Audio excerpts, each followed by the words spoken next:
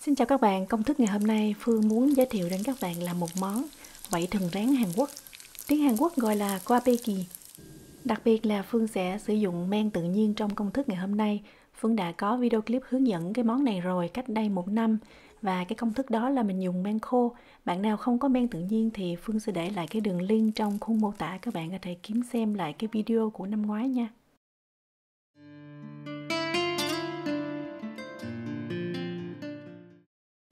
Trong tất cả các công thức hướng dẫn làm món bánh với men tự nhiên, Phương nhắc đi nhắc lại rất là nhiều lần là các bạn phải kích hoạt cái men của mình sao cho thật là khỏe.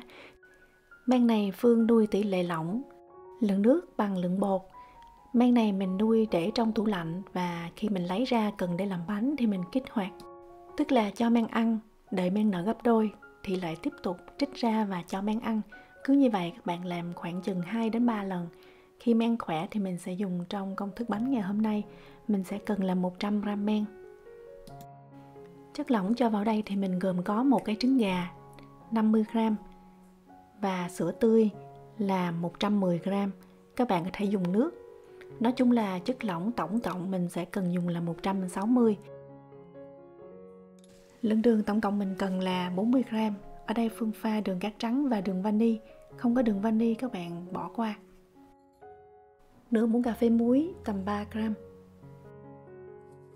Dùng một cái lồng phới đánh tan hỗn hợp này cho đều. Mình đã đổ cái hỗn hợp này vào trong cái ao đánh bột và cho tiếp vào đây là bột khô. Các bạn sử dụng bột mì đa dụng, ở Việt Nam là số 11, 230g, ở bên Đức là số 405. Bột này của Phương có hàm lượng protein là 10%. Phương dùng máy nhồi nhưng mà các bạn cũng có thể nhồi bằng tay. Tuy nhiên hỗn hợp này sẽ có cái hàm lượng nước là 75%, cho nên là nó sẽ hơi mềm và hơi nhão và dính tay chút xíu. Món này thì bạn chỉ cần nhồi đến khi nào mà hỗn hợp quyện lại thành một cái khối. Mình có được một khối bột dẻo mịn là được. Phương cho bột ra tô, lấy màng bọc thực phẩm đầy lại và mình mang đi ủ. Ở nhiệt độ là 27 độ C và trong vòng 4 tiếng. Nhiệt độ phòng hiện tại bên mình là 23 độ C, cũng hơi lạnh cho nên mình cho vào lò nướng và chỉ mở đèn. Bột sau khi ủ sẽ nở gấp đôi và bên dưới có những cái rễ tre rất là li ti và mỏng như vậy. Do là cái hàm lượng nước của nó là 75%, nó sẽ không có phải là có những cái rễ tre to đùng đâu nha. Cho bột ra bàn, mình gập bột vài lần cho bột mịn và chia làm 8 cái. Công thức bánh này mình không có cho bơ chứ không phải là Phương quên đâu nha. Vê từng viên bột này cho tròn và mịn và mình sẽ đậy màng bọc thực phẩm cho bột nghỉ là tầm 20 phút. Nếu bột hay dính tay chút xíu thì mình có thể dùng thêm dầu ăn để thoa vào tay và thoa lên mặt bàn. Mình cần có nữa là mè hay còn gọi là vừng. Phương dùng màu trắng và màu đen. Và mình sẽ chuẩn bị sẵn một cái mâm. Trên cái mâm này Phương có rắc bột khô để lát nữa bánh của mình sẽ không có bị dính trong thời gian ủ. Từng viên bột Phương sẽ cán và vê lại thành những cái thanh bột dài. Tiếp tục làm với 7 phần còn lại. Và mình sẽ cho bột nghỉ thêm 10 phút. Công đoạn này thì mình sẽ cần chút xíu bột áo. Tại vì không có bột áo thì mình rất là khó vê bột dài ra. Từng cái thanh bột này mình sẽ vê làm sao cho thanh bột này dài là tầm 2 găng tay. Sau khi đạt cái kích cỡ mình mong muốn thì mình sẽ xoay làm sao cho hai cái đầu thanh bột này ngược chiều với nhau.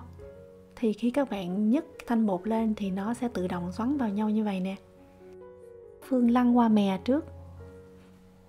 Rồi mình sẽ để lên cái mâm mình đã có chuẩn bị sẵn bột khô.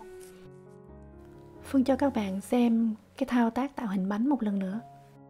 Mình phải đi ngược chiều hai cái đầu thanh bột trước, sau đó mới dơ lên thì cái miếng bột của mình nó sẽ tự xoắn vào nhau. Còn nếu mà mình không có làm động tác đó mà các bạn tự xoắn thì nó sẽ không có nằm yên đâu. Khi mà mình chiên thì nó sẽ bung ra. Phương đậy màng bọc thực phẩm và để cho bánh nghỉ ở đây tầm 1 tiếng là được. Chảo dầu mình đã để làm nóng sẵn 170 độ C. Thì cái nhiệt chiên của nó cũng khá giống với lại mình chiên chả giò. Lửa lớn quá thì bánh sẽ bị chai, còn nếu mà lửa bị thấp quá thì bánh sẽ hút dầu. Bếp nhà Phương có 9 số, mình đang để số 7. Nếu mà mình có cái chảo to thì các bạn có thể chiên cùng một lúc nhiều cái, nhưng mà mình sẽ cần nhiều dầu hơn. Và quan trọng là mình phải để cho bánh ngập ở dưới dầu. Khi mà bánh sẽ nổi lên từ từ lên mặt dầu thì mình mới dùng đũa mình trở nha. Trước đó thì mình không có đụng vào. Còn nếu mà chiên từng cái thì Phương thấy thời gian tính từ lúc mình cho vào và đến lúc mình vớt ra là trung bình tầm 2 phút. Kwapeki, quẩy thần rán Hàn Quốc là một món ăn đường phố rất là được yêu thích. Các tiệm bánh thương hiệu lớn như là Paris Baguette hoặc là Toulouse đều có món bánh này. Cách làm cũng rất là đơn giản, các bạn thấy không? Nhưng mà một cái như vậy giá bán cũng khá mắc. Thêm một bước nữa mình cần phải làm khi mà mình ăn cái món vảy thần rán là các bạn phải tẩm qua một lớp đường. Tốt nhất là khi vảy thần còn nóng, rắc đường và Phương cho vào một cái túi mình lắc đều như vậy. Khi mà mình ăn không những là cái đường tạo vị ngọt ngọt mà khi nhai mình sẽ cảm nhận được cái độ giòn, vị thơm của mè. Khi nghiên cứu làm cái món này mình cũng hơi là ngạc nhiên, tại vì khi mà mình dùng men công nghiệp á, và cái này là men tự nhiên thì cái vị ngon của nó hoàn toàn khác nhau.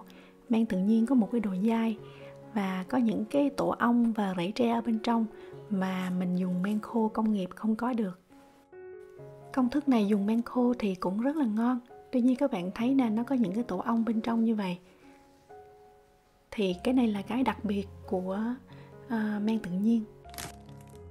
Phương giới thiệu thêm một cái cách nữa là mình sẽ dùng cái bột này quấn vào xúc xích, sau đó lăn qua bột chiên xù. Công thức cách làm cũng y chang như vậy thôi. Nhưng mà khi các bạn vê dài cái thanh bột thì mình sẽ làm sao cho cái thanh bột nó phải dài gấp 3 lần cái viên xúc xích của mình. Cái này gọi là bột chiên xù cũng không đúng, mà là nó là những cái vùng bánh mì. Tiếng Hàn Quốc gọi là pankaru. Và mình cũng có cho bánh nghỉ 1 tiếng trước khi đem đi chiên. Phương chúc các bạn có thêm một món ngon với men tự nhiên. Hẹn gặp lại các bạn trong video clip tuần sau.